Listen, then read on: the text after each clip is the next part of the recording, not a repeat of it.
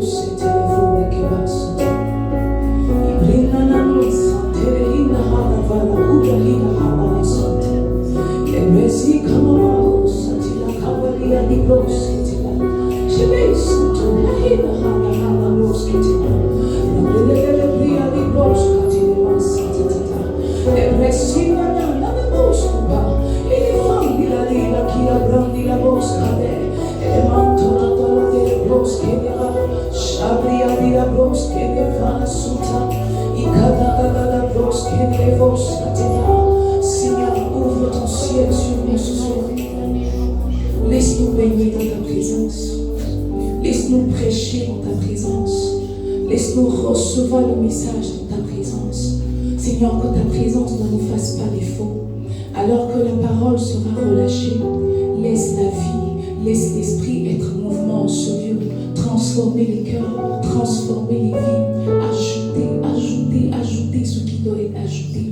Merci Jésus-Christ de Nazareth pour ta présence.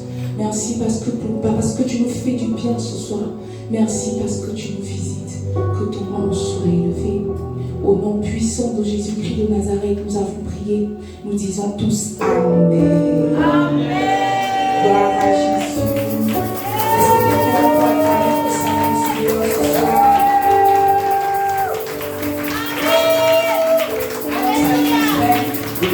Salut ton frère, salut ta soeur.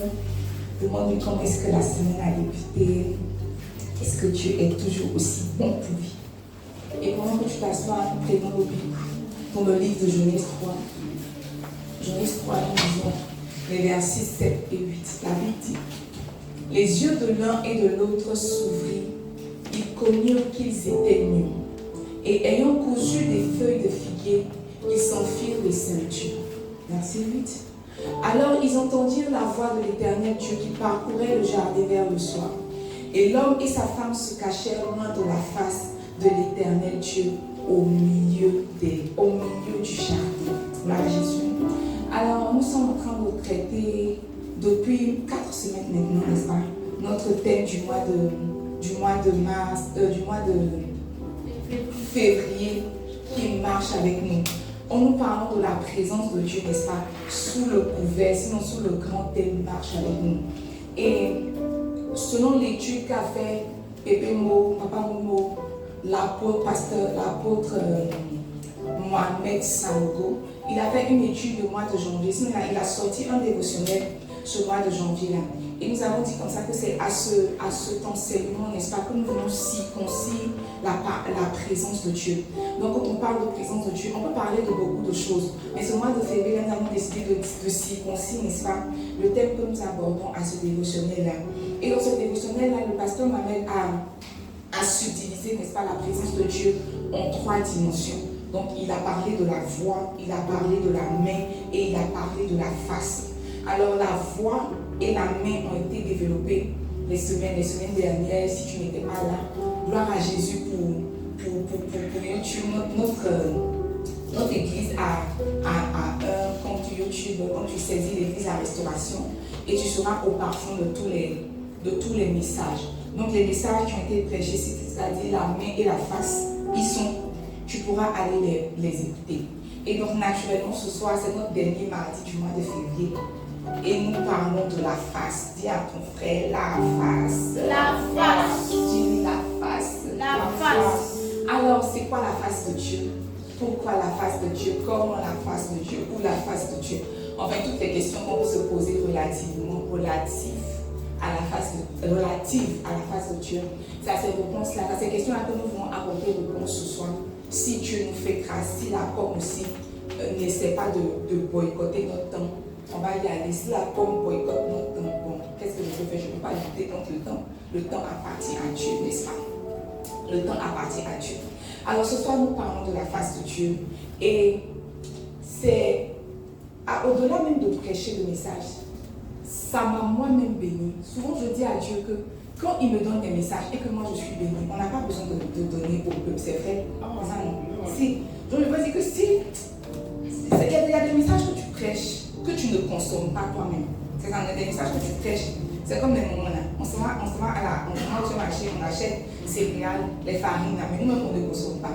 Et puis il y a des messages que tu prépares dont tu es le premier consommateur. Et je peux vous assurer que en préparant ce message, en préparant la série d'enseignement, j'ai moi-même été bénie.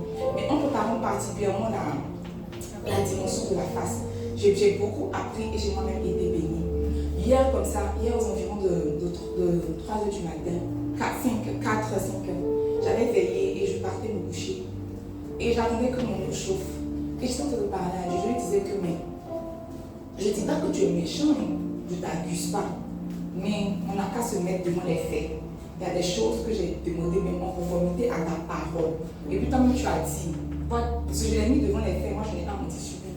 Et je t'entends expliquer qu'il y a beaucoup de choses que moi, je lui ai demandé, que vraiment, je ne le vois pas en train de se mettre en mouvement. Oh, il y a un jour, il a dit qu'il m'aimait d'un amour grand, et que même avant que je sois formée dans le sein de ma mère, il m'avait choisi. C'est pas Jérémie son ils ont dit ça, nous aussi m'ont dit ça. Donc je t'entends lui rappeler que c'était des paroles, c'était toujours tu as cru pour Jérémie, bien c'est de moi que tu parlais. Et même quand l'homme de Dieu est venu pour les 21 jours de jeûne, quand on était au bureau, tout, il a attrapé ma main, il a commencé à parler, puis il parlait. Il disait, il parlait au moment là, il a commencé à, mon espace il a commencé à prophétiser, c'est comme si c'était maintenant Dieu qui parlait, et tu as commencé à parler, Dieu a dit des choses, on me dit que, c'est que Dieu est descendu, mais vraiment, depuis le 21, c'est qu'on a fini le jeûne là. Depuis le premier là, vraiment, ce qui s'est passé dans le bureau là, c'est comme si c'était un rêve. Parce que les choses que tu as dit là, il y a tout que tu as dit sur gens de la Bible, mais leur vie n'est pas, sinon ma vie n'est pas semblable parce que moi c'était dit pour dire. Et j'ai commencé à mettre Dieu devant. Bon, si on veut dire sur le fauteuil rouge, c'est avec Dieu sur le fauteuil rouge, tout. Et j'ai fini par dire que je t'accuse. Je t'accuse. Et je suis partie prendre ma douche, je me suis couchée. Sauf que Dieu ne m'a pas répondu. Il ne faut pas mentir, Dieu ne m'a pas répondu. Aujourd'hui, encore toute la journée, j'étais en prière, mais je n'ai plus parlé de ça. J'étais en prière tout le temps. Et j'étais en train de prier, pas pour ça. J'étais en train de prier pour la vie. Et j'ai eu une vision. J'ai eu une vision, mais qui ne me concernait pas. Et quand je suis sortie de la vision, j'ai dit, mais tiens. Après tout ce que je t'ai dit, tu poses me donner des visions sur les gens. Et moi, je veux dire que tu me donnes tout ce truc-là. Tu es vraiment en train de m'oublier. Et donc j'avais cours, je suis partie au cours, j'ai fait le cours, tout. Et une chose étrange, pendant qu'on était en train de faire le cours, j'ai senti le besoin de parler en nom. Et j'ai commencé à parler, Et j'ai entendu la voix clairement de Dieu, la voix de Dieu clairement, en fait, authentiquement, clairement me dit que tu vois, la situation pour laquelle tu m'accuses là ne va pas bouger de iota. C'était mieux, mais il n'a pas me répondre. Il allait rester dans l'espoir, je ne vais faire encore. Alléluia. Il m'a dit ça, la situation ne va pas bouger d'un iota. Tu ferais mieux de me ressembler davantage.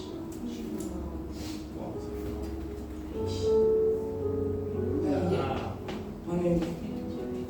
Le coup là, il ne connaît pas même. Donc, l'un dans l'autre, même mon cher. Moi, il dit qu'il y a plus de ça. Ils n'ont qu'à me laisser venir chercher la vague de Dieu. Ouais, mes amis, je vous dis la vérité, ça m'a fait vraiment. Au fait, ça m'a fait vraiment un choc. Il m'a dit la situation va bouger d'un lieu. Et puis tu as vu que ça ne bouge pas, non. Ça ne va pas bouger d'un lieu. Tu ferais mieux de me ressembler davantage. J'ai dit, donc j'ai commencé à prier. C'est ça, il était ressemblé. Je vais te ressembler. Ça va bouger d'un lieu. Ça veut dire que toi aussi ta situation.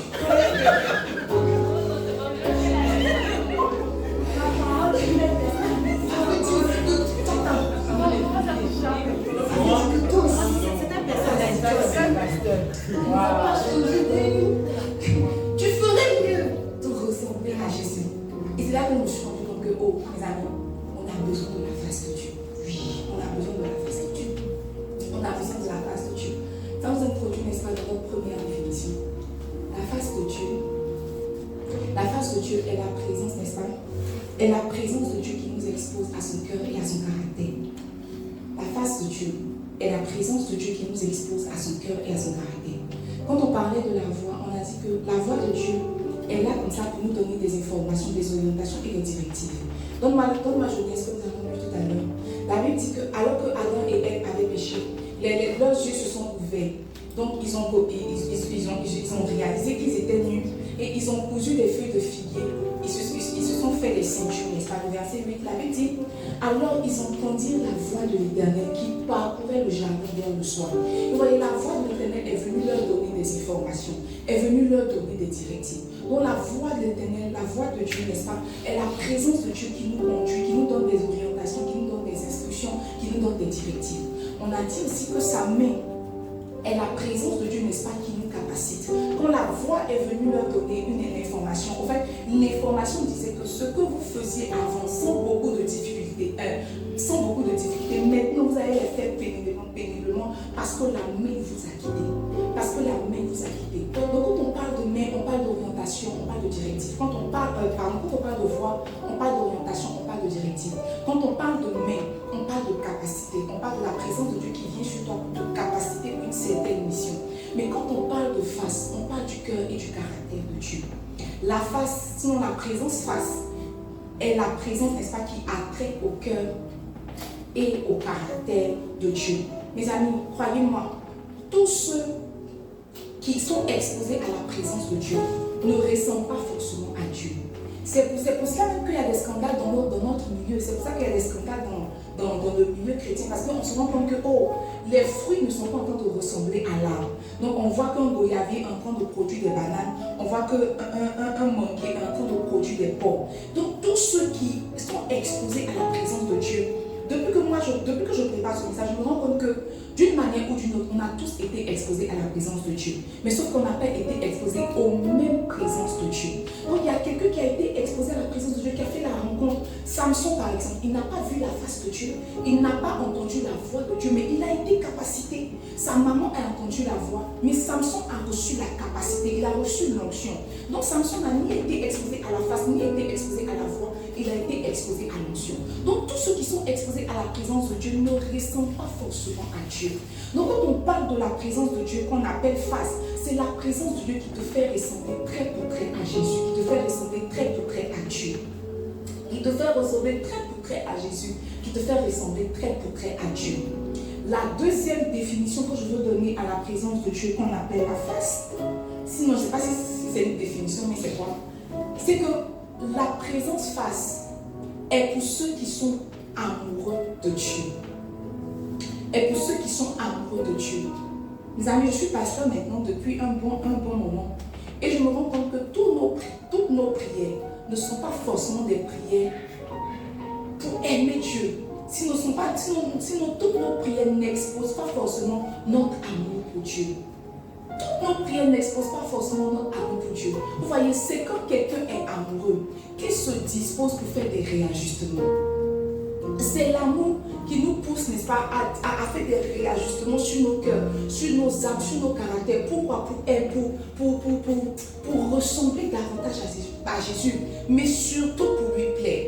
J'ai appris par expérience que aimer et puis être amoureux, c'est pas pareil. Aimer là, c'est-à-dire qu'il y a quelque chose, dans aimer, il y a une sorte d'appréciation. Mais dans aimer aussi, il y a la notion d'utilité. Tu vois, parce qu'on m'amène à donner l'exemple. Il dit que tu aimes le poulet. Ce n'est pas aimer le poulet. C'est comme si le poulet t'est utile.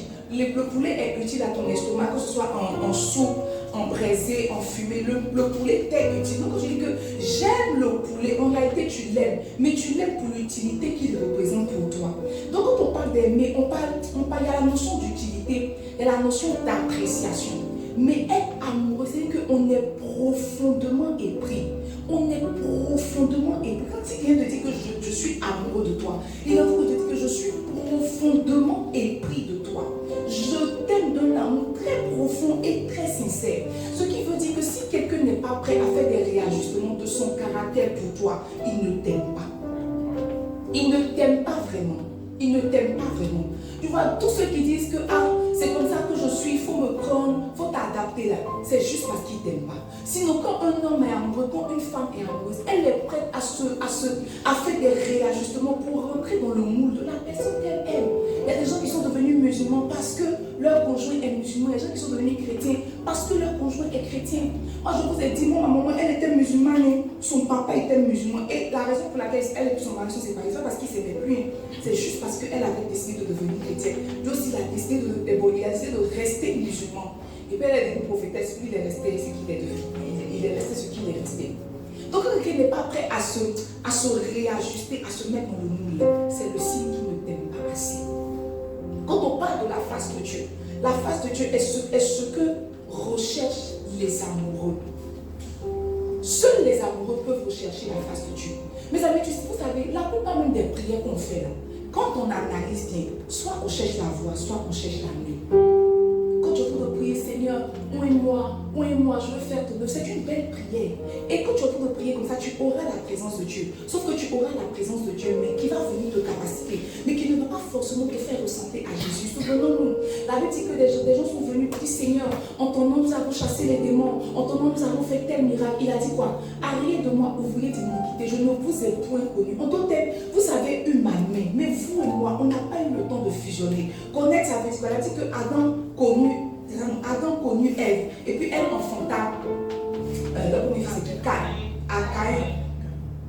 Adam connut Ève, elle enfanta Caïn. Donc connaître dans la Bible, c'est pas c'est quoi ta couleur préférée. Elle n'a pas demandé à Adam, c'est quoi ta couleur préférée. Elle a dit feuille de manguier qu'on a fait. Lui aussi, c'est quoi ta couleur préférée. Et puis on feuille de Jeka, c'est pas ça. Quand la Bible dit qu'ils se sont connus, ça veut dire qu'ils ont fusionné. L'un est rentré dans l'autre, l'autre est rentré dans l'un. Et puis le produit de cela s'appelle Caïn. Donc quand Dieu est en train de lui dire, que je ne vous ai point connu, ça veut dire que vous ne vous êtes pas exposés à moi. Pour que vous et moi, nous puissions fusionner pour produire quelque chose. Vous avez eu accès à la main, mais vous ne m'avez pas connu. Ce que je suis en train de dire, c'est que c'est dangereux de n'avoir que la main. Et c'est très dangereux de n'avoir que la face. L'idéal, c'est d'avoir... c'est dangereux d'avoir la voix, c'est dangereux d'avoir la main. Mais l'idéal vraiment pour tout chrétien, c'est d'avoir la face. Parce que celui qui a la face aura forcément et la main, aura forcément et la voix. Aura forcément et la main et la voix. Et je crois que s'exposer à la présence de Dieu qu'on appelle la face est le défi de la plupart des chrétiens. On n'y arrive pas. Et c'est très difficile pour nous de nous exposer à la présence de Dieu qu'on appelle face. Parce que tout est fait, c'est comme si tout est mis dans le monde pour voler notre amour, pour voler notre affection. Il y a forcément quelque chose que Satan a mis dans le monde et qui vole ton affection. Il y a une danse, il y a une musique, il y a quelque chose qui est fait dans le monde là pour te voler l'amour, pour te voler l'admiration que tu aurais investi dans la recherche de la face de Dieu. Et c'est là qu'est le défi. Chercher la main là, c'est pas difficile. Moi je crois que quelqu'un peut être point. Pour être point là, il faut te sanctifier, il faut prier beaucoup. Si tu veux être point, il faut te sanctifier, il faut prier beaucoup, il faut honorer. Tu vas être point. Être point, c'est pas difficile. Il faut honorer, il faut te sanctifier. Puis maintenant, si tu as fait une avant-notion, si tu veux, il faut plus te sanctifier. Il faut que tu as notion, C'est juste que tu parles au ciel.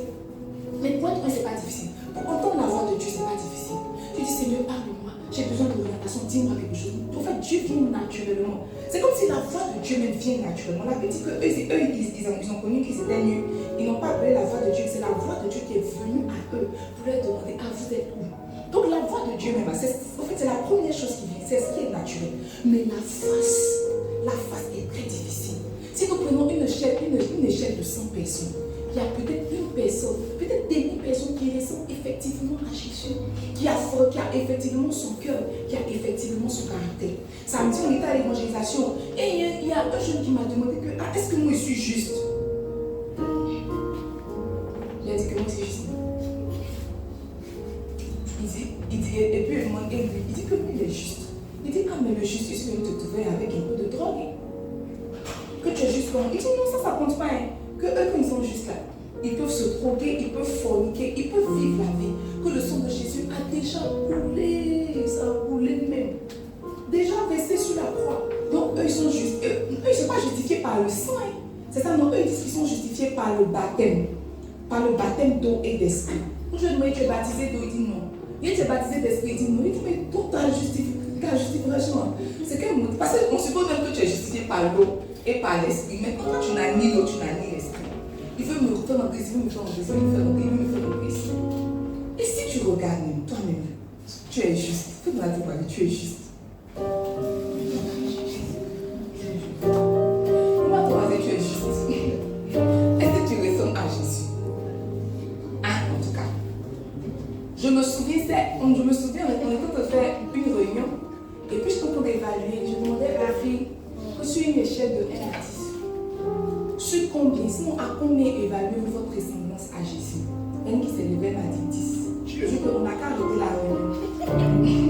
Est-ce que c'est on n'a qu'à arrêter? On a commencé, on n'a qu'à arrêter. On n'a qu'à, faut pas, on va aller trop loin. La personne qui t'a demandé de la personne qu'est-ce qu'on fait, c'est elle qui mérite d'être le berger. Maintenant, on sera les premiers, dit qu'on n'a qu'à s'arrêter là. Mais je voyais, elle dit ça comme ça. Elle dit comme ça que je ressemble à Jésus. Mais il est fait. Et c'est la plupart des chrétiens.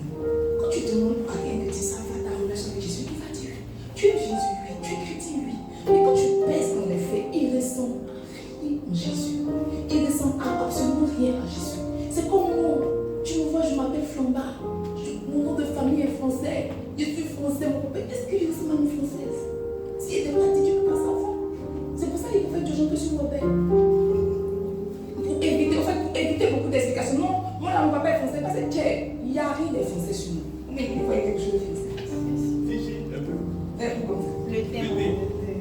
tiens. Tiens. Mais il y a des gens qui ne sont pas français, qui sont clairs. Quand quelqu'un est français, on peut voir. Il n'y a pas beaucoup d'ambiguïté. Pour nous, là, il y a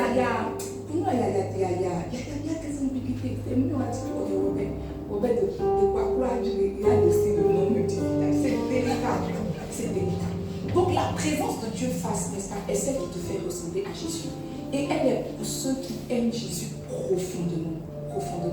Et la troisième si vous voulez, définition que je vais donner à la présence de Dieu, c'est que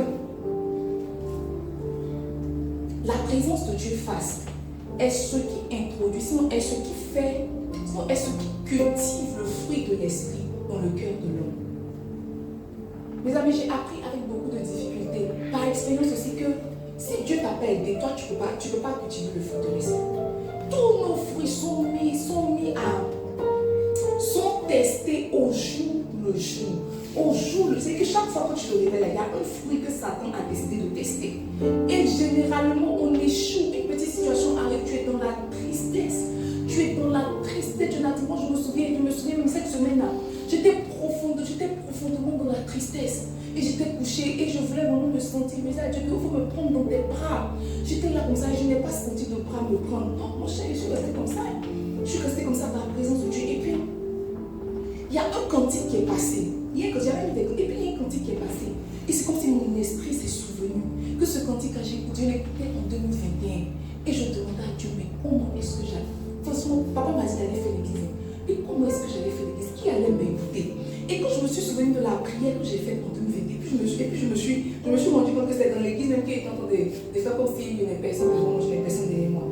Mon âme a commencé à rendre grâce à Dieu, dit que ah Seigneur, tu es bon pour moi. Tu ne m'as pas abandonné, tu ne m'as pas laissé. C'est comme si chaque jour, Satan met quelque chose sur ton chemin pour éprouver un fruit de l'esprit. Chaque jour. Donc la présence de Dieu qu'on appelle la face est la présence de Dieu qui vient cultiver en toi le fruit de l'esprit. Généralement, on pense que c'est nous qui cultivons. Mes amis, on cultive ça comment? Comment on cultive le fruit de l'esprit? Le jour où tu pries pour dire Seigneur, je veux plus de patience. Je veux plus de maîtrise de soi. C'est ce jour-là même que quelqu'un vient. Et puis c'est comme si tu sors de tes comptes et puis tu te rappelles que j'avais prié pour plus de maîtrise. Waouh, j'ai échoué. Donc tu vois, ce n'est pas toi, ce n'est pas nous qui cultivons le fruit de l'esprit. C'est comme si la présence de Dieu vient pour cultiver ces choses. C'est comme si la présence de Dieu vient pour implanter profondément ces choses en nous. La Bible dit que Moïse était un homme fort patient. C'est étrange. Et puis vous voyez, c'est Dieu même qui s'est prévalu de Moïse. Il dit que Moïse est un homme fort patient. Mais qu'est-ce qui a disqualifié Moïse? C'est la colère, c'est la même colère. Il a frappé le rocher au lieu de parler au rocher. Donc, quand Dieu disait qu'il était fort patient, c'était à quel niveau? Ça veut dire qu'il n'était pas fort patient tous les jours de sa vie. C'est comme si Dieu a pris un truc et puis il l'a stigmatisé. Mais ce n'est pas dit que tous les jours il était patient. Même quand il dit que David était l'homme selon son cœur. Regardez les déboires de David. Ça veut dire que Dieu aime Dieu aime la tutelle. Dieu aime les forteresses. C'est comme s'il a décidé de prendre un truc de David et puis s'accrocher à ça. Si Dieu n'a pas implanté, sinon cultivement, comment je vais dire, semer en toi le fruit de l'esprit, tu ne pourras pas. Et c'est ce qui concerne, et c'est ce que fait la présence de Dieu qu'on appelle face. Donc la présence de Dieu m'incapacite, la présence de Dieu voit, oriente, et la présence de Dieu face te fait ressembler à Jésus. Mais ressembler à Jésus, c'est profondément avoir le fruit de l'esprit. C'est pas beaucoup de choses, c'est profondément avoir le fruit de l'esprit. Car le fruit de l'esprit, c'est l'amour. Vous voyez, nous sommes tous challengés dans notre capacité à aimer. Alors ce soir, laissez-moi partager quelques vérités relatives à la présence de Dieu qu'on appelle face. En 30 minutes, je ne sais pas pourquoi. En 30 minutes, je ne sais pas pourquoi. 30 minutes, je ne sais pas pourquoi. Mais développons ensemble quelques vérités relatives à la présence de Dieu qu'on appelle face. Alors la première vérité que je partage avec toi, c'est que la présence de Dieu appelée la face concerne essentiellement, sinon uniquement, l'âme de l'homme. L'âme. Corps, âme, esprit, l'âme. La présence de Dieu face concerne essentiellement l'âme de l'homme. Donne-moi 3 Jean 1. 3 Jean 1, verset 2. C'est l'apôtre Paul qui parle, n'est-ce pas, à son bien-aimé ami Gaius, l'ancien. Il dit, bien-aimé, je souhaite que tu prospères à tous égards et sois en bonne santé, comme prospère l'état de ton âme. Bien-aimé, je souhaite que tu prospères à tous égards et sois en bonne santé, comme prospère l'état de ton âme. Voyez, c'est une petite salutation, c'est une petite adresse que l'apôtre Paul fait à son ami l'ancien Gaius. Vous voyez, cette adresse-là, cette petite salutation-là cache une vérité vraiment qui est des plus fondamentale. Il dit que, oh mon ami, je souhaite que tu prospères à tous égards et que tu sois en bonne santé. Sauf que ça ne s'arrête pas là. Il dit comme prospère l'état de ton âme. Il est en train de faire une comparaison. Il est en train de dire que, oh, si ton âme ne prospère pas, prospérité à tous égards et santé, tu ne les auras pas. C'est comme s'il a conditionné et la prospérité et la santé de l'homme à l'état de son âme. On est plusieurs chrétiens à croire qu'on peut être triste, on peut être amer, on peut être, je ne sais pas, dans une condition vraiment quelconque. Sinon, on peut avoir l'âme abattue, on peut avoir l'âme découragée et quand même continuer d'avancer dans la vie spirituelle. C'est faux, hein? Les gens qui aiment dire que moi je sais faire la part des choses. C'est ça, non? Quand c'est pour travailler, je travaille. Quand c'est pour pleurer, je pleure. Quand c'est pour manger, je mange. L'apôtre Paul dit que c'est faux, hein? Si ton âme ne va pas bien, tous les domaines de ta vie ne vont pas bien. Tu peux feindre d'aller bien, mais tous les domaines de ta vie ne vont pas bien. Une fois que ton âme est atteinte, une fois que ton âme est touchée, tous les domaines de ta vie sont touchés. Tous les domaines, ton corps, ta santé est touchée, n'est-ce pas? Qu'est-ce que le proverbe nous dit? Quand le proverbe dit que la joie fait quoi? Quand le proverbe, s'il te plaît. Il avait dit qu'un cœur joyeux est un bon remède, mais un esprit abattu dessèche les eaux. Quand ton esprit est abattu, tes os sont desséchés. Tu n'as pas remarqué que quand tu es triste, quand tu es amer, tu peines vraiment à faire les choses, tu as du mal à te lever. Et puis quand on te dit que je t'ai fait 1 plus 4, c'est que 4, mais un pingouin. C'est comme si ta maladie t'a quitté. Là, c'est comme si ta maladie t'a quitté. 2 jours après, vous avez dit que j'avais palu, c'est ça?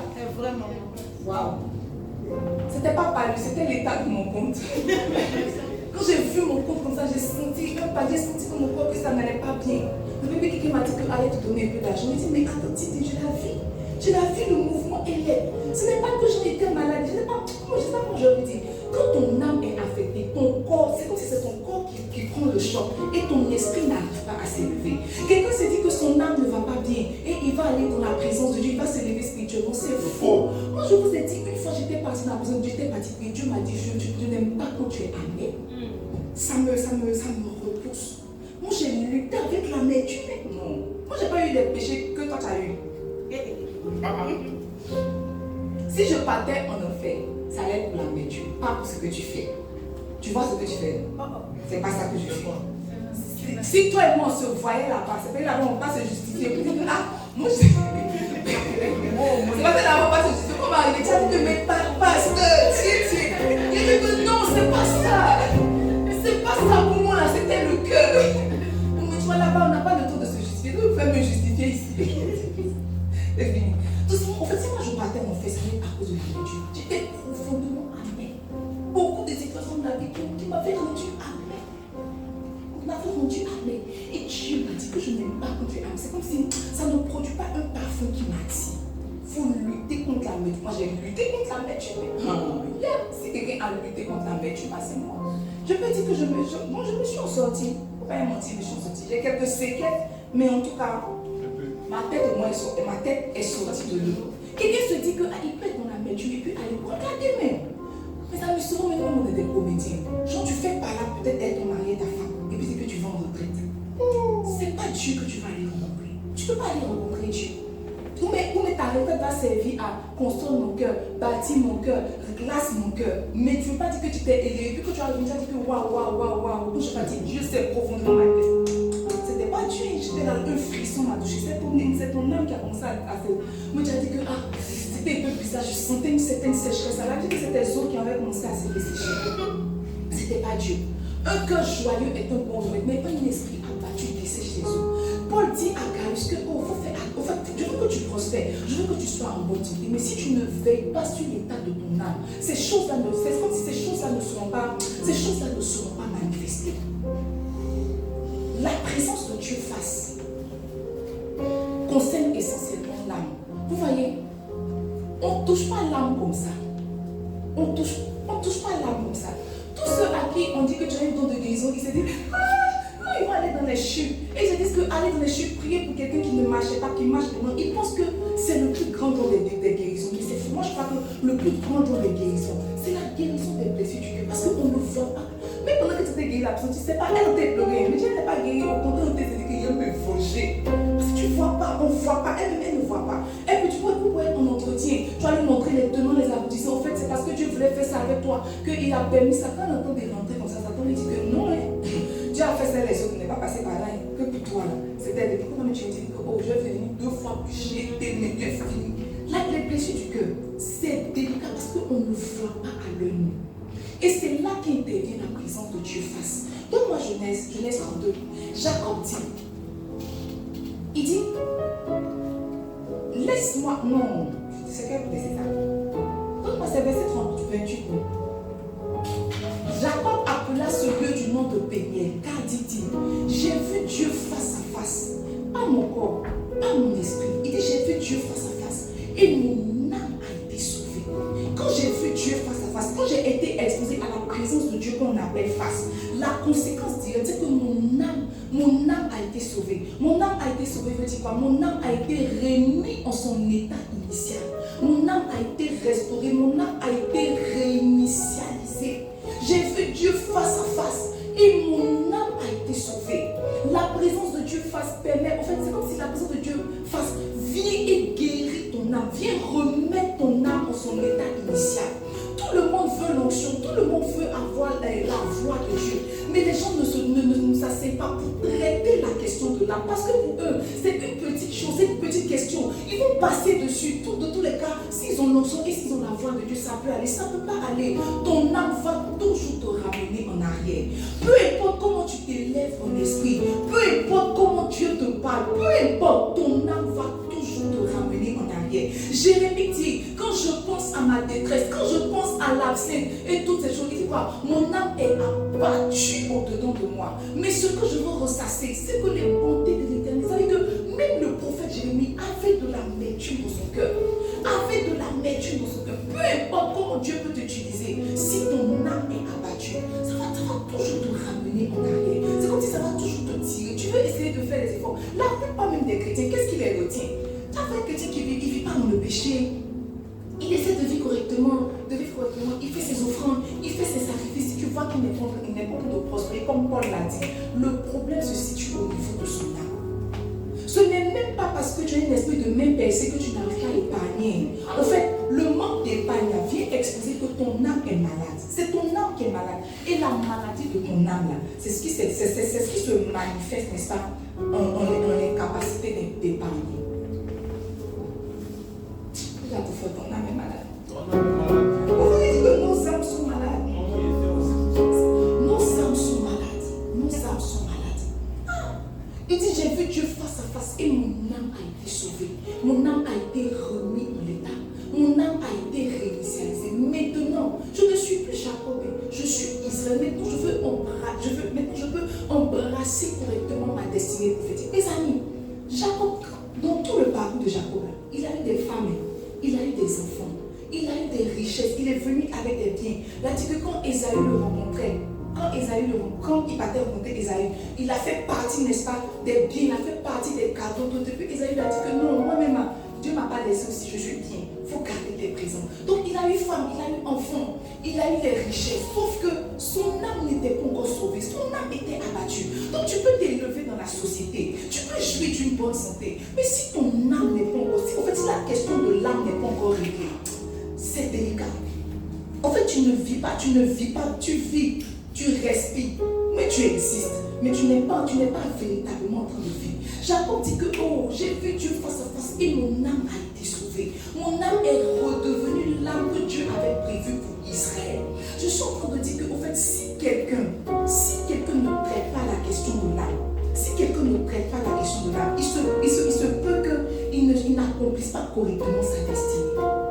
L'âme, en fait, l'âme peut te faire, je ne sais pas comment je dis, écorcher ta destinée. Tu vois, tu peux être blessé, tu peux avoir une blessure, une amertume comme quelqu'un, et puis tu vas dire que cette personne-là, je vais faire la règle de ma vie. Alors que tu vois la prochaine dimension, comment Dieu allait courir avec toi, se trouver dans la main de cette personne. Donc tu vas évoluer, tu vas avancer, mais il y a une dimension que tu as manquée. Tu vas avancer, tu vas continuer de faire tes classes, mais il y a quelque chose marcher sur le chemin de ta destinée, mais tu sens qu'il y a quelque chose qui ne va pas. Tu sens que tu n'es pas très complet. Tu sens que tu n'es pas en train de t'épanouir correctement. C'est parce que tu ne t'es pas assis pour traiter sérieusement la question de l'âme. Pour traiter sérieusement la question de l'âme. Tiens, mon frère, la question de l'âme. La question de l'âme. Dis la question de l'âme. La question de l'âme. Mes amis, la face de Dieu, au fait, sauve l'âme et transforme l'homme. Et c'est ce que l'apôtre Paul nous dit. Donne-moi 2 Corinthiens. Il dit, nous tous, qui le visage découvert,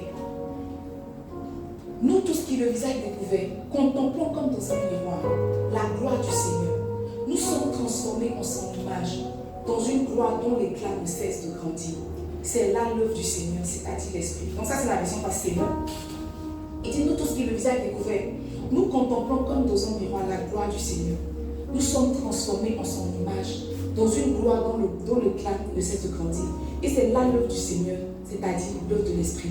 Voyez, les gens pensent que Dieu vient seulement dans leur vie pour les capacités. Dieu vient seulement dans leur vie pour leur donner une orientation. Mais ce n'est pas toujours vrai. La présence de Dieu nous est donnée, surtout pour ressembler à Jésus. Parce qu'au finish, où on s'en va là, c'est ceux qui ressemblent à Jésus qui pourront rentrer. C'est ceux qui ressemblent à Jésus qui pourront partir. C'est ceux qui sont semblables à Jésus qui pourront rentrer. Donc il dit que le travail de l'Esprit là, c'est de nous faire, n'est-ce pas, ressembler à Jésus. De nous faire ressembler à Jésus. Maintenant, regardez le processus. Il dit, nous tous qui le visage découvert, contemplons comme dans un miroir la gloire. Nous sommes transformés en son image, dans une gloire dont l'éclat ne cesse de grandir. Je disais comme ça que la présence de Dieu face, n'est-ce pas, sauve l'âme de l'homme, mais le transforme aussi en image de Jésus. Paul nous donne un chemin simple. Il dit que si quelqu'un vient à visage découvert et qu'il contemple, n'est-ce pas, comme s'il est devant un miroir, la gloire du Seigneur, il est transformé en son image. C'est ça, non? Il est transformé en son image, dans une gloire dont l'éclat ne cesse de grandir. J'essaie de faire un paradoxe parce que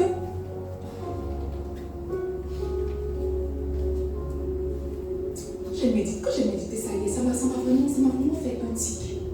La Bible dit que Moïse dit à Dieu, fais-moi voir ta gloire. C'est ça, non? Fais-moi voir ta gloire. Dieu lui répond, personne ne peut voir ma face et vivre. Ok, c'est ça, Exode, je crois que c'est Exode 33, fin comme ça. Non, Exode 33, fin comme ça. C'est en Exode 33, 18. Moïse dit que, oh, fais-moi voir ta gloire. Et puis Dieu dit que, c'est ça, en Exode 33, 18. Moïse dit, fais-moi voir ta gloire. Avec point d'exclamation. Maintenant, verset 20, Dieu lui répond, il dit que, oh, donne-nous le verset 20, s'il te plaît. L'Éternel dit quoi? Tu ne pourras pas voir ma face, car l'homme ne peut me voir et vivre.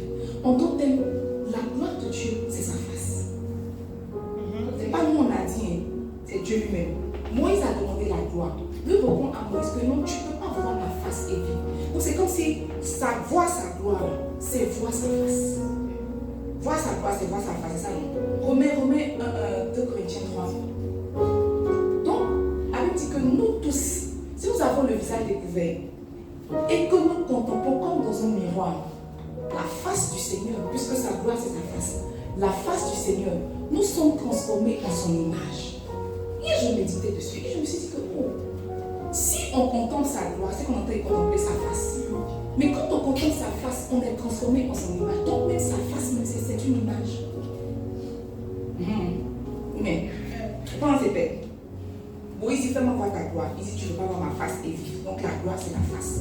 Maintenant, Corinthiens, l'apôtre Paul dit que si on contemple sa face là, on est transformé en son image. Donc pendant que tu es en train de regarder la face de Dieu, en réalité, la face de Dieu est une image.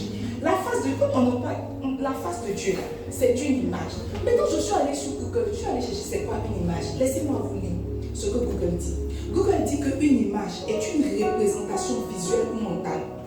Une représentation visuelle ou mentale d'un objet, d'un être ou d'un concept pouvant être naturel, c'est-à-dire un reflet, une ombre, artistique, c'est-à-dire une peinture, une photo, mental, c'est-à-dire un souvenir, ou symbolique, donc c'est-à-dire métaphore ou marque, et qui sert à communiquer des informations, des images ou des émotions. Donc l'image de Dieu, la gloire de Dieu qui est la face de Dieu, c'est comme si ce n'est pas quelque chose de matériel, mais c'est une conscience que quelqu'un a. On se comprend? On se comprend. Pourquoi on dit que tu as compris quand tu message, tu as dit que ma mère avait porté tout bleu. Bleu CO, bleu nuon. Est-ce qu'on se comprend? Si on ne se comprend pas encore, le temps a raté un chien, ne parlez pas de l'écran là. On te comprend? Google dit qu'une image là, c'est comme si c'est une représentation, soit d'un être, d'un objet ou quoi que ce soit. Donc quand on est en train de parler de l'image de Dieu, on est en train de parler d'une conscience que quelqu'un a de Dieu, d'une conscience que quelqu'un a d'une œuvre de Dieu. Le pasteur Mohamed disait comme ça que un jour il priait et il priait la prière de Moïse. Il disait Seigneur, fais-moi voir ta gloire. Moi je lis, moi j'entends les témoignages, les gens disent qu'ils t'ont vu, tout le monde la défend le pasteur prochain. Il dit que Jésus est rentré dans sa chambre. Il dit que tout Jésus connaît la loi par mes Il dit Jésus est rentré dans sa chambre. Il dit il était là cette nuit. Il était là. Et pendant qu'il dit il était là, la présence de Dieu m'est rentrée. Ça veut dire qu'il était là.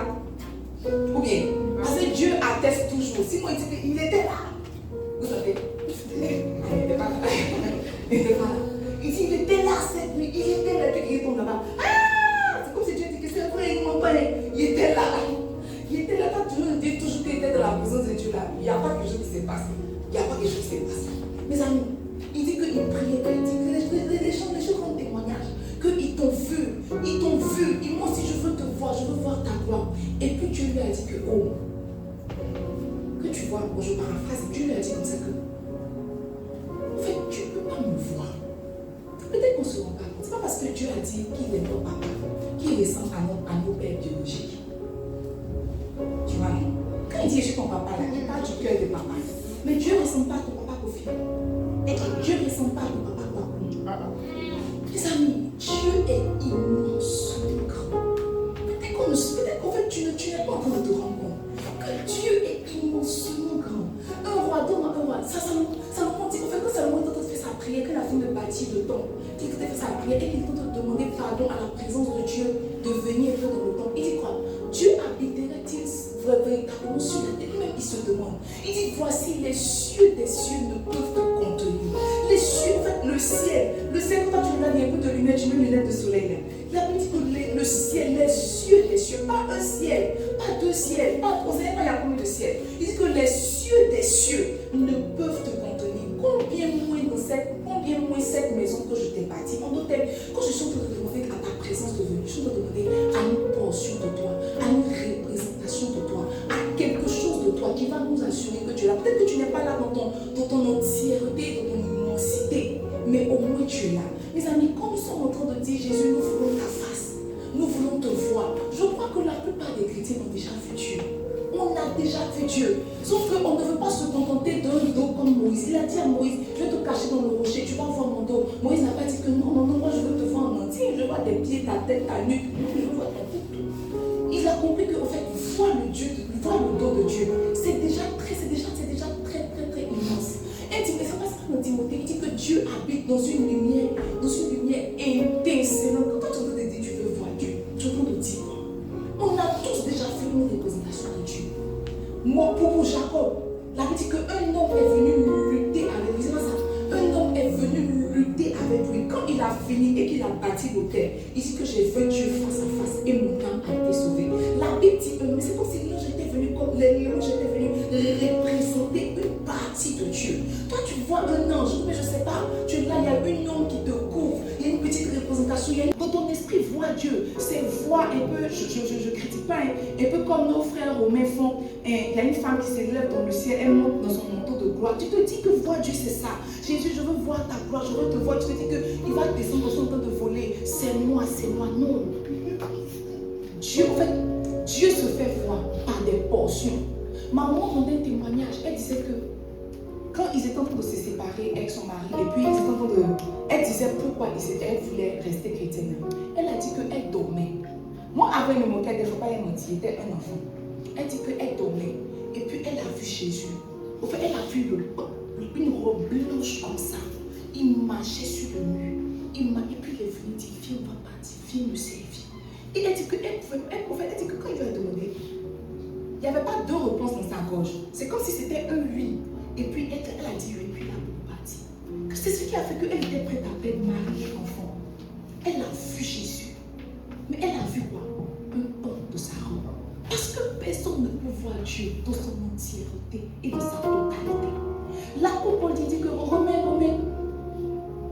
Corinthiens 3, verset 18. Il dit, nous tous qui le visage découvert, contemplons comme dans un miroir un pan de Dieu, un objet, une sensation, une vue de l'esprit, une impression. Ce que nous contemplons, parce que tu vois, quand tu vas dans la présence de Dieu, tu dis que Dieu était là, Dieu m'a parlé. Mon ami, tu n'as pas vu tout le corps de Dieu. Il y a quelque chose de Dieu que tu as attrapé dans sa présence. Et c'était Dieu. La main de Dieu, c'est Dieu. Les yeux de Dieu, c'est Dieu. La bouche de Dieu, c'est Dieu. Comme dans un miroir, la gloire du Seigneur, il dit quoi? Nous sommes transformés en son image, dans une gloire dont l'éclat ne cesse de grandir. En fait, j'ai réalisé que la plupart d'entre nous a vu Dieu, mais nous n'avons pas été transformés. Pourquoi? Parce que nous ne sommes pas venus le visage découvert. Ok. Parce que les gens parlent. Vous partez à l'église, on ne vous voit pas changer. Depuis que tu vas à l'église, il n'y a rien qui est transformé. Mes amis, on vient, mais on ne vient pas le visage découvert. Ce n'est pas venir qui apporte la transformation, c'est venir le visage découvert. Ça nous introduit dans notre quelle vérité, je ne sais pas. Mais notez que vous voyez, la nudité est la condition sine qua non pour être transformé. La nudité est la condition sine qua non pour être transformé. Mais si je parle de la nudité de l'âme, tu ne vas pas me dire qu'après le culte, tu vas naître ton arrive comme ça. Je tiens à préciser parce que les chrétiens sont très ambigus. Les chrétiens sont très ambigus.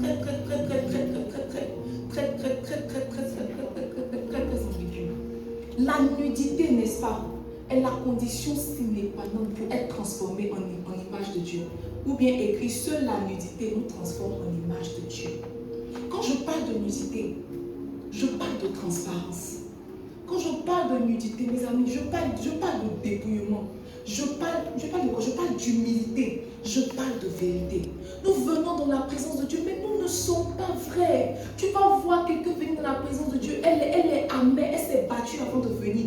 Maintenant, quand on vient dans la présence de Dieu, quand on met une petite maladie là, la santé, elle commence à prier. En fait, sa voix s'élève en esprit. Tu as dit que la fille là, elle est atteinte. Son parent est dangereux, mes amis. Son âme est blessée. Nous venons dans la présence de Dieu, mais nous ne venons pas nus. Mais nous avons venu nus là, c'est venu découvert. Oh Seigneur, j'ai encore forniqué, c'est moi.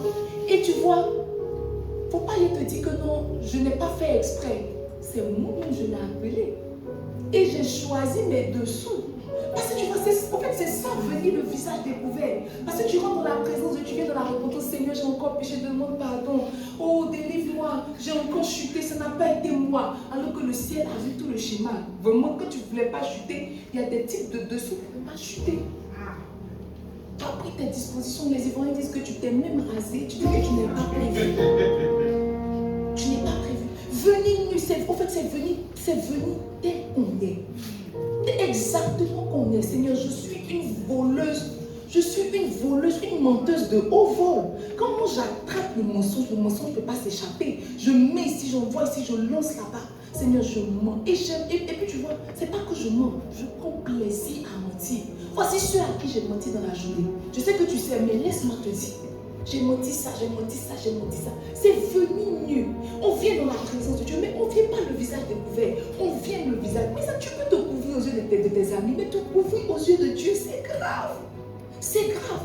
La Bible nous dit qu'il voit une fourmi noire dans la nuit noire, sur une pierre noire. Mais toi, ce verset-là ne t'intéresse pas. Tu viens, Jésus, je viens tel que je suis. Et tu chantes, prends-moi. Prends-moi quoi? Tu n'es pas venu découvert.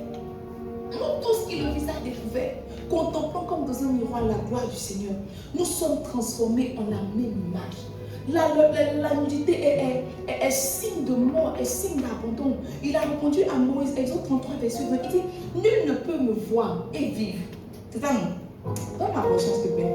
Il dit, nul ne peut voir ma face et vivre. C'est impossible.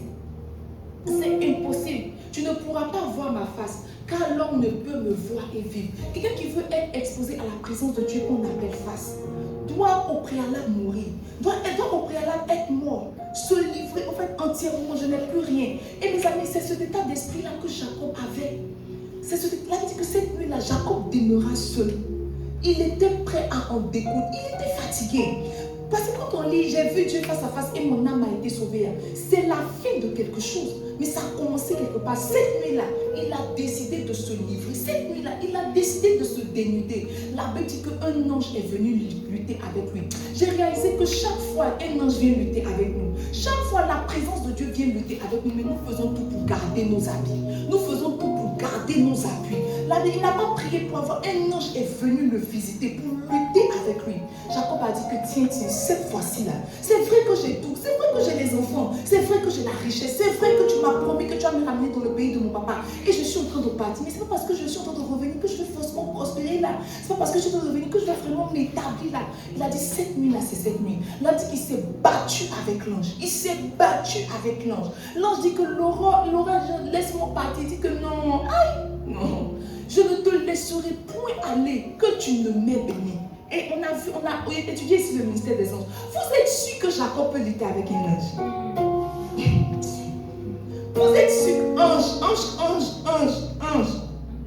La plupart même de ceux qui ont vu les anges, ils m'ont dit que j'ai vu ici, mais je n'ai pas vu ici. C'est ça, non? La plupart de ceux qui ont des visitations angéliques, quand ils t'expliquent comment sont les anges, et puis tu entends que Jacob a lutté avec un ange, tu sais que Dieu ce jour-là était venu pour quelque chose.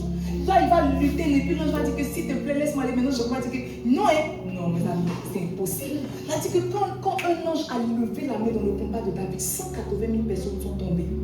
Jacob peut lutter avec un ange. Là, c'est son frère, il a fui son frère. Même pour l'avant, là, il a demandé, Dieu lui a monté les tapes. Jacob a toujours été quelqu'un de peureux pour attraper un ange, pour se battre, et puis il va dire qu'il ne te laisse pas partir. L'ange dit, laisse-moi aller, car l'aurore se lève. Jacob répondit, non. L'autre dit quoi? Le jour est en train de se lever. Au fait, comment je vais dire? Le jour l'habille. Le jour en train de... Jacob dit que non, je m'en fous de jour. Que là, tu me déshabilles ou tu me laisses. Tu me déshabilles. Parce que alors l'ange l'a frappé à l'emboîture de sa hanche. L'ange l'a frappé à l'emboîture de sa hanche. Il a perdu une ange. Une ange. L'ange lui a dit, bon, qu'est-ce que tu veux? Quel est ton nom? Il dit, mon nom est Jacob. Il dit, maintenant tu seras Israël. Ok, tu peux t'en aller. Bye. Il a reçu quelque chose. Il a pris son nom nouveau. Il a reçu le salut de son nom. Pourquoi? Parce que ce jour-là, il avait décidé que tu me déshabilles. Aujourd'hui, là, tu enlèves. Maintenant, voyez les vêtements. Qu'est-ce qui nous fait porter généralement les vêtements? C'est la vie. Ce sont nos frères. Mes amis, l'homme ne se blesse pas sur les. L'âme ne s'abat pas sur les. Non, il y a quelqu'un qui te fait quelque chose, puis ton âme s'abat. Il y a une situation qui arrive, et puis ton âme. Donc, tu vois, chaque offense est un vêtement que ton âme porte. Chaque, je ne sais pas comment je vais dire, chaque drame est un vêtement que ton âme porte. Tu as perdu un parent, ton âme a porté un vêtement de deuil. Tu as perdu, on t'a critiqué ici, tu as été touché, tu as été trahi, ton âme a porté le vêtement de la trahison. On t'a volé, ton âme a porté le vêtement d'une volée. Tu as perdu un enfant, ton âme a porté le vêtement de quelqu'un qui a perdu un enfant.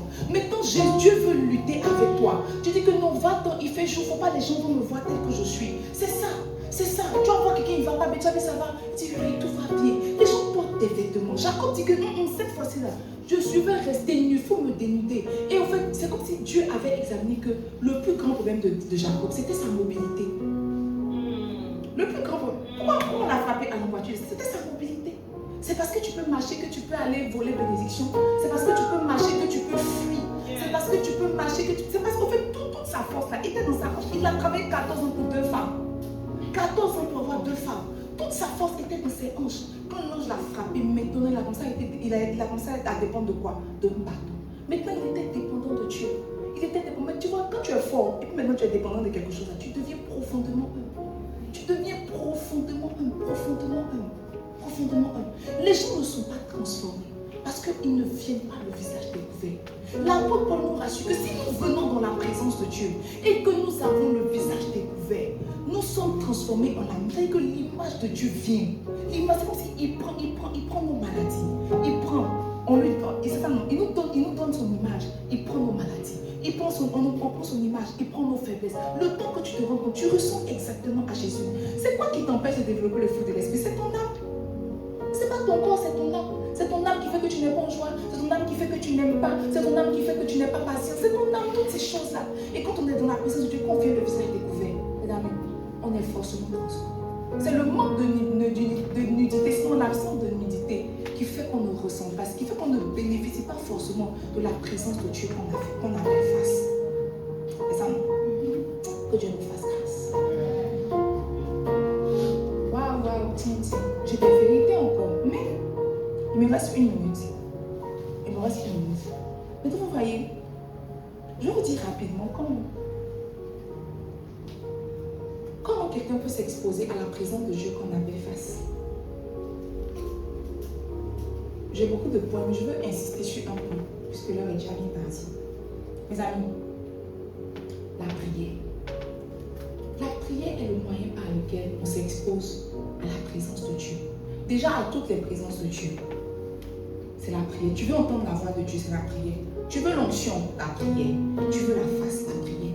C'est comme si la prière est une clé qui ouvre pratiquement toutes les portes au ciel. Si quelqu'un peut prier, il peut avoir tout ce dont le ciel dispose. La prière. Maintenant, quand je dis la prière comme ça, tu te dis que, oh, mais tiens, c'est que naturellement, je vais bénéficier. Je vais être exposé à la présence de Dieu qu'on appelle pas. Puisque la plupart des chrétiens disent qu'ils prient. Toi-même, tu dis que tu pries, que tu as une vie de prière dense, vivante et intense. Mais l'apôtre Paul nous dit quoi? Il dit que faites en tout temps, c'est ça non? Faites en tout temps. Éphésiens 6, verset 18. Il dit faites en tout temps, par l'esprit, toutes sortes de prières et de supplications. Veillez à cela avec une entière persévérance et priez pour tous les saints. Donc l'apôtre Paul est en train de nous dire que il y a différents types de prières et qu'il y a différents types de prières adaptées à différentes situations. Différents types de prières adaptées à différentes situations. Donc la prière qui envoie la main de Dieu n'est pas la prière qui envoie la face de Dieu. La prière qui envoie la voix de Dieu n'est pas la prière qui envoie la face de Dieu. Mes amis, quand quelqu'un est en train de prier pour dire Seigneur, utilise-moi, j'ai lu que la moisson est grande, mais il y a peu d'ouvriers. Il est en train de prier une prière exacte. C'est même une très belle prière. Mais il n'est pas en train de demander la face. Il est en train de demander la main. Il est en train de demander à Dieu de le capaciter pour l'envoyer sur le terrain, pour lui aussi participer à l'œuvre du salut. Donc c'est une belle prière. Mais sauf que la prière qu'on fait pour avoir la main, n'est pas la prière qu'on fait pour avoir la face. Et je crois que c'est ce qui nous fatigue. On mélange toutes sortes de prières là. On mélange pendant que quelqu'un veut que Dieu loigne. Il dit Jésus, je t'aime, Jésus, je t'aime. Ça n'a pas à voir avec l'onction. Et pendant que quelqu'un veut entendre la voix de Dieu, il dit autre chose. Moi, je vous ai dit, j'ai du mal avec les chrétiens qui commencent à prier, qui prient en langue. C'est peut-être un signe qu'ils ne savent, qu'ils ne connaissent pas vraiment Dieu. Mais je vous n'accuse pas quelqu'un. Je ne t'accuse pas aussi. Mais c'est des signes qui ne... Tu rentres dans une maison, puis toi, si tu commences à parler le dialecte, c'est délicat. Il n'y a rien de protocole d'accès à la présence. Tu ne peux pas toi se remplir. Je sens. La Bible dit que celui qui parle en anglais parle à Dieu. C'est en esprit qui tombe. Pendant que tu entends parler là, tu ne sais pas ce que tu es en train de dire. Mais tu dis que tu sens la présence de Dieu là. Vous avez les tu priais pour l'Afghanistan. Actuellement, il y a quelques pétards au Mexique là. Peut-être que pendant que tu étais parlant, tu priais pour le Mexique. Même quand on donne un sujet de prière, on dit que prions pour on va évangéliser, prions pour aller gagner les âmes. Et puis on prie en langue là. Mais ça, on n'est pas en train de prier pour aller gagner les âmes. Parce que prier en langue que tu fais, tu ne sais pas ce que tu es en train de dire. Quand on donne un sujet, on parle en français. C'est pas ça. Si par exemple tu es venu dans la présence de Dieu, tu es blessé, tu commences pas à parler en langue, mon ami. Tu commences à parler en français. Un français que toi-même tu comprends. Seigneur, je suis blessé, voilà ce que tel m'a fait. Pendant que tu es en train de parler, maintenant l'esprit nous aide, il prend le relais. Maintenant il commence à orienter comment tu as fait, il fait le parcours que tu dois parcourir. Le temps que tu ressortes là, tu es guéri. Mais toi, si tu rentres d'abord, tu rentres en langue. Et tu fais toute la prière en langue, tu sors, tu dis que c'était puissant, Dieu était là. Tu as prié pour le Soudan. Après toi que l'ONU s'est souvenu de ils ont envoyé 4 sacs de riz. Continue comme ça. Donc, la prière qui envoie la main n'est pas la prière qui envoie la voix, n'est pas la prière qui envoie la face. Maintenant, quelles sont les prières généralement qui attirent la face? Laissez-moi vous partager quelques-unes. Et puis, bon, je ne crois pas que mon temps soit fini, c'est l'écran qui bug. Donc, les prières qui attirent la face de Dieu. Sinon, première prière qui attire la face de Dieu, ce sont les prières de chercher. Il dit dans Matthieu, demandez, on vous donnera. Dites, demandez, on vous donnera. Frappez, on vous ouvrira. C'est ça, non? Cherchez et vous trouverez. Les prières qui attirent la face de Dieu, ce sont généralement les prières de chercher. Quand je parle de prière, je parle de curiosité. Je parle de curiosité. Des questions qu'on se pose sur Dieu. Tu te poses des questions. Ton esprit critique, c'est ça, non? Ton esprit critique est excité. Curiosité, tu fouilles. Tu te poses des questions. Tu te dis, Dieu, tu es comment? Tu es comment? J'ai lu que tu es le plus beau des fils de Dieu. Mais c'est quel modèle de beauté? Comment tu es? En fait, les prières qui creusent. Mes amis, la Bible dit que cherchez ça, non? Et il a plu à l'homme, à Dieu, que nous le cherchons à quoi? En tâtonnant. Il a plu à Dieu que nous le cherchons en tâtonnant. Donc pendant que tu es en train de te poser des questions, tu es en train de chercher. Pendant que tu es en train de te poser des questions, tu es en train de tâtonner. Tu es en train de tâtonner. Arrivé le moment, tu vas, en fait, ça arrive le moment, Dieu va se réveiller à toi. Cherchez Dieu dans la prière, c'est vrai, mais cherchez aussi Dieu dans la parole. Fait qu'arrivé un moment, Dieu va s'exposer à toi. Sa face va s'exposer. Parce qu'il faut que tu es en train de le chercher. Il faut que tu aies quelque chose que tu veux comprendre, il y a quelque chose que tu veux attraper. Je ne pense pas que demander attire la face de Dieu. Demander attire la main de Dieu. Mais chercher-la, c'est comme ça attire la face de Dieu. Les deuxièmes prières que tu peux faire pour attirer la face de Dieu. Oui, ce n'est pas sur les types de prières, mais je vais dire peut-être la soif.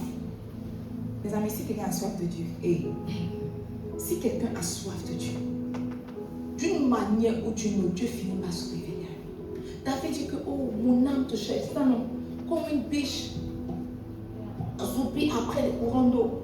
Et si mon âme te cherche, il dit, quand est-ce que j'irai et je me retrouverai devant la face de mon Dieu?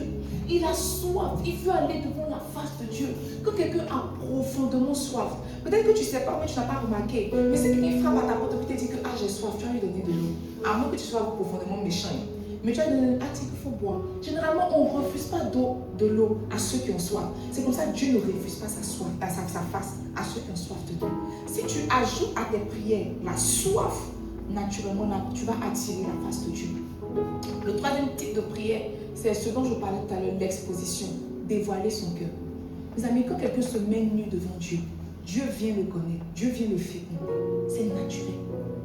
Le pasteur Abel a dit la dernière fois à Dabou qu'on n'enceinte pas quelqu'un qui est habillé. Pour t'enceinte, il faut te déshabiller. On n'enceinte pas quelqu'un qui est habillé. Dieu ne féconde pas, Dieu ne transforme pas quelqu'un qui n'est pas nu. C'est s'exposer à Dieu. Venez, tu sais, tu peux prendre des retraites pour aller t'exposer à Dieu. Voici ce que je sais de mon caractère qui est très mauvais. Voilà ça. Si tu as des choses que je ne sais pas, ajoute dessus. Mais c'est tout moi. Tout ce que j'ai cité, c'est ce qui fait moi. Peut-être que j'ai déjà quelques bons côtés, mais c'est essentiellement moi qui suis là. Je suis très jaloux. Je suis très envieux. Je suis très ça. Telle situation m'a laissé des séquelles. Et ça ne m'a pas laissé de petites séquelles. Et c'est ce qui fait que je réagis comme ça. Je ne réagis pas comme ça en vain. Ça m'a laissé des séquelles. Il faut que je te le dise. Si on fait des prières générales, guéris-moi. Guéris-moi, ça veut dire non. C'est une prière, mais ta prière n'est pas spécifique. Ta prière n'est pas spécifique. Les amis, mettez-vous devant Dieu. La nullité. Et je crois que le dernier type de prière, c'est la contemplation. Comme l'apôtre Paul l'a dit. Il dit, nous tous qui les avons découverts, contemplons comme dans un miroir à la gloire de Dieu. Naturellement, nous sommes transformés en son image. La contemplation. Mes amis, contempler, c'est voir Dieu. C'est voir Dieu dans tout. C'est voir Dieu dans absolument tout.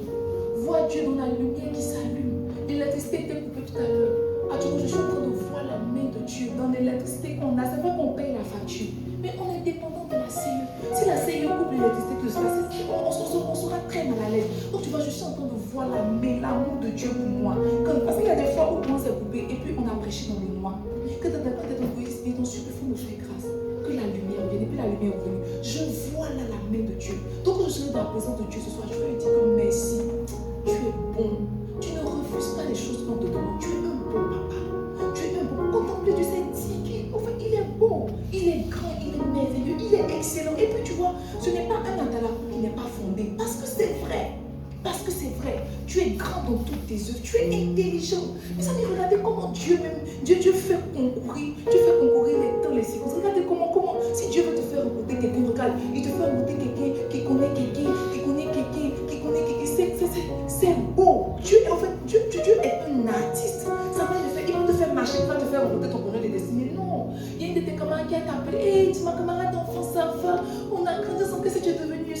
ça. Mais viens, on va se voir. Le jour, le jour tu viens la voir là. Il y a son cousin Germain qui est là.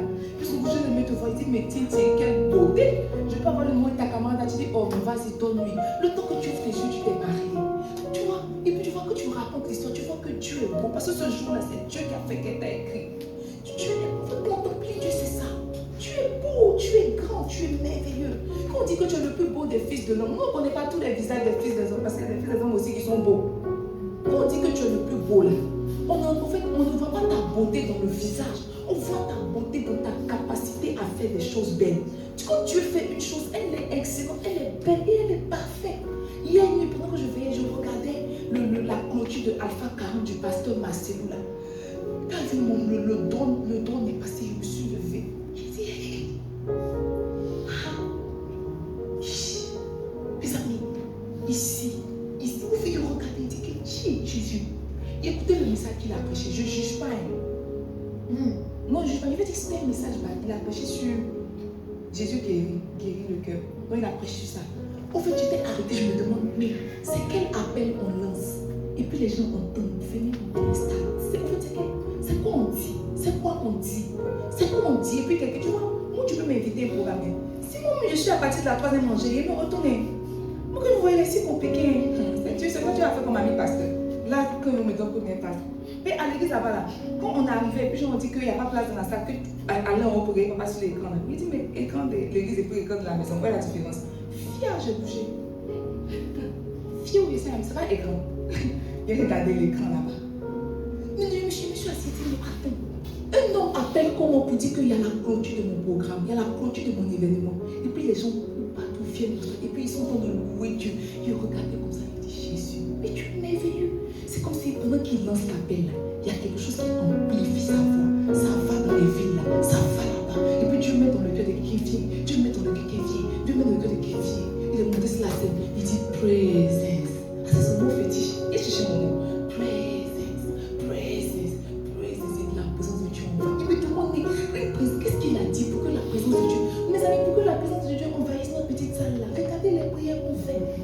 On prie mardi, on prie vendredi, on prie samedi, on prie dimanche. Pour la présence de Dieu de 2 heures de culte. C'est délicat. C'est délicat. Il dit présence, présence. Et puis la présence de Dieu. Mais en fait, comment la présence de Dieu va toucher quelqu'un qui est derrière. Puis dit que oh, j'ai reçu ma guérison. J'ai reçu mes amis. C'est beau. Le prophétique même est beau. Les choses surnaturelles sont beaux. Dieu, c'est beau. C'est ça qui est contemplé. Dieu, pendant que tu entends de le contempler, tu entends prendre quelque chose. Il y a quelque chose qui vient. Il y a quelque chose qui vient. Quelque chose qui vient. La contemplation. C'est pas toujours qu'on va dans la présence de Dieu dire que ah, ma vois-tu mon agent? Ne vois-tu pas ma situation? Ne vois-tu pas que je n'enfante pas? Ne vois-tu pas que je ne travaille pas? C'est pas toujours. Souvent on va dans la présence de Dieu pour le contempler. Juste pour lui dire qu'il est grand. Et puis on n'a pas menti sur lui. C'est vraiment ce qu'il est. Vraiment ce qu'il est. Mes amis, le temps est parti. Je crois que j'ai partagé l'essentiel. Ce mois de février, nous avons parlé de la présence de Dieu. Nous avons demandé à Dieu de marcher avec nous. Oui, nous voulons que sa voix marche avec nous. Nous voulons que sa main marche avec nous. Mais ce que nous désirons le plus, c'est que sa face, ça nous impacte. Nous voulons ressembler à Jésus. Et ce soir, je veux que tu pries. Je veux que tu pries. Je veux que tu demandes à la présence de Dieu qu'on appelle face, de venir, n'est-ce pas? De venir et de te transformer. Peut-être que ce soir, tu ne pourras pas te mettre entièrement nu. Et déjà, commence à parler à Dieu. Commence à lui dire, Seigneur, merci pour la main, merci pour la voix. Mais ce que je désire le plus, c'est ta face.